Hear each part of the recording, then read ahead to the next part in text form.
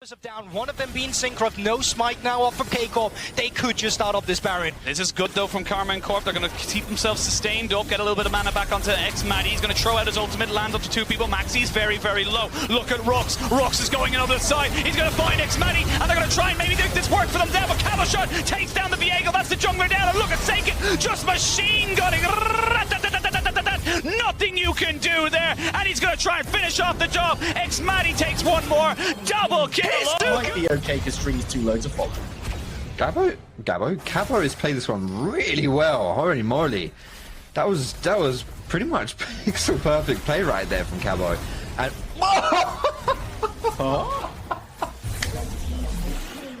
Shelly, I'm shocked. I'm shocked. What? They don't care about ending, they care about the KDAs. Then everybody's gonna fall down. He can't get the Penta, but he gets himself a triple in response. Who's gonna get it? Quadrakill for CZAJEK! Akame's trying to end the game! CZAJEK trying to get the Penta kill! It's so low, the Nexus! Penta to CZAJEK! But the base goes down! They don't go out on the whimper, but goddamn do they go out! Big! A fruit of Mate, you're not getting that Grom when Hades is here. It was just overstayed. And then, I mean... Oh, it's so tragic! Oh, that's a rough one. Yeah, not much to say about that. Just don't stand close to the wall. They absolutely dismantle them. They grab the dragon. They're gonna grab the Baron. And again, keep your eyes on CZAJEK and how patient he is with that. Melonic is gonna go in with a beautiful Mega Knight. So he cannot tank anymore. Oh my god, absolutely destroyed. You thought that Karthus R battle was strong?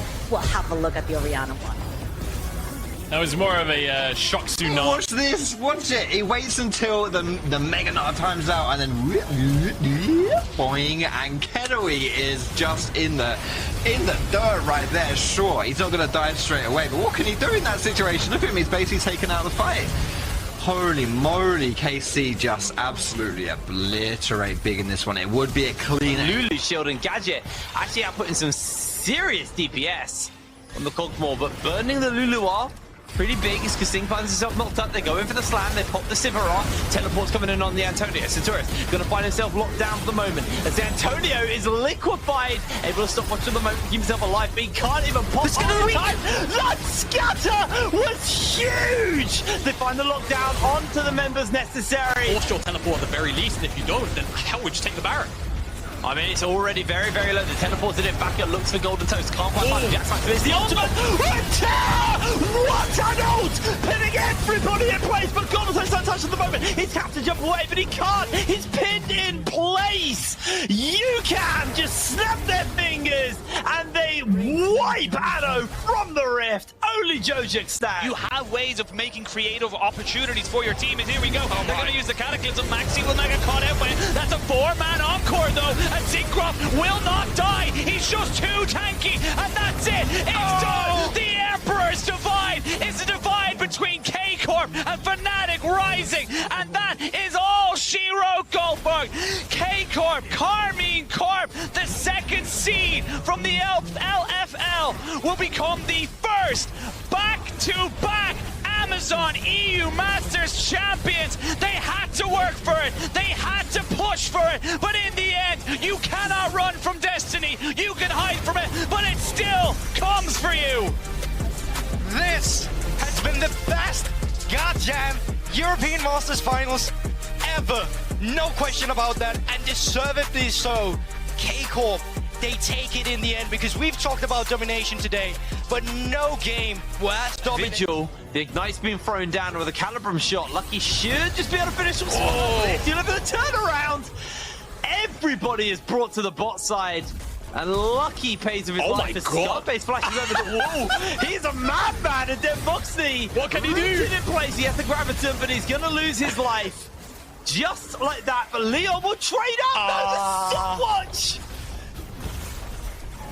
It's psychopath gameplay, but honestly, well played, PENTA. I can't fault that. I felt like this shows us what Kamekop want to do. We showed it in the pre-show as well. They have the Gangplank in the top lane who wants to create space for team fights later on. They've got the Alistar and the Tristana and the rest of the team for these team fights. Rise creating all these pressure points. And then on the other side, if you look at Big, same core top 3. You've got Global in mid, Lee Sin Camille for the playmaking in the top, and a more laid-back bot lane for them. But it felt like Kamekop came in. Come with the CC chain onto this Rakan, then Boss on the flank position, has the flash, has the slicing maelstrom, but it's already gone. Pysorka jumping in, Stem Boss unable to save his mid laner. Sepix is chased away. Wind Becomes Lightning will find its mark.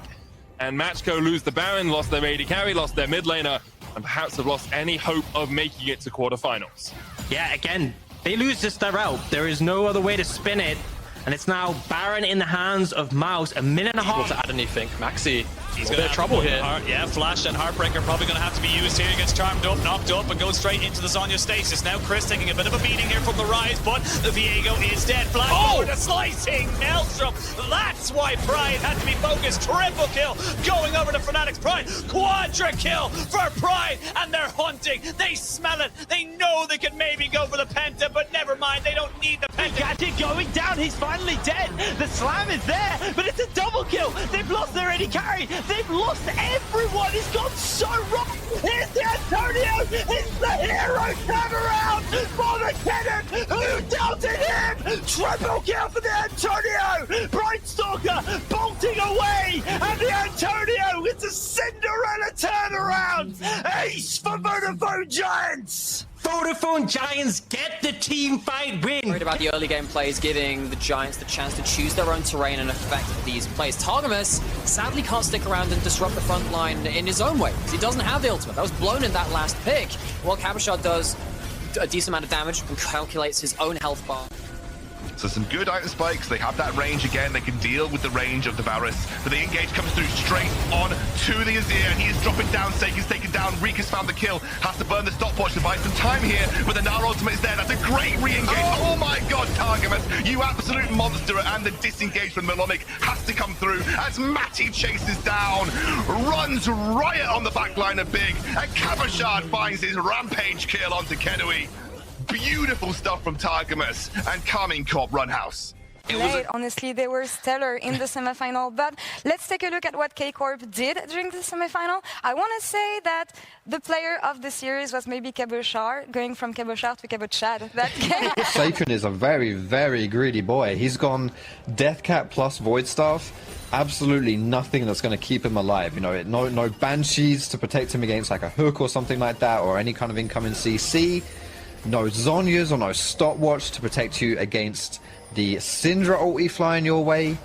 Essentially, Seikun, yeah, he's got a lot of firepower, but if... Hold it now, Walleye can join the fight! He's got white, he's got green, he's not got any health left! It's a shutdown going over to the side of a Go Rogue, and oh, triple kill!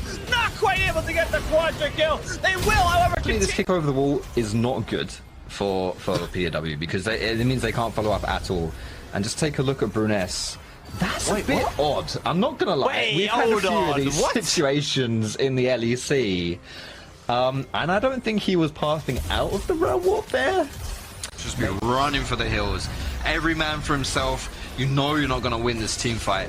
Someone's just gotta, you know, sacrifice themselves and just try and pray that everyone else can get out. Of course, much easier said. Good of the team, so we just messed it up, you know, and like it cost us the game. But we wanna go in and play our game and like see what happens. We're gonna give our best, and that's all. But I want to actually ask you about the team in general, because it's just yourself and Jojo, of course, coming from Spring. I think your Spring performance in EUM has all won the hearts of a lot of fans, I feel. But what's the progression, you know, from Spring through Jin? Will we start likely to play around him, wait for Marky's teleport to come up, and then maybe try and get a really nice skirmish around the side lane push, perhaps, as Rux and Jewel, both sides really, just clearing out some vision here.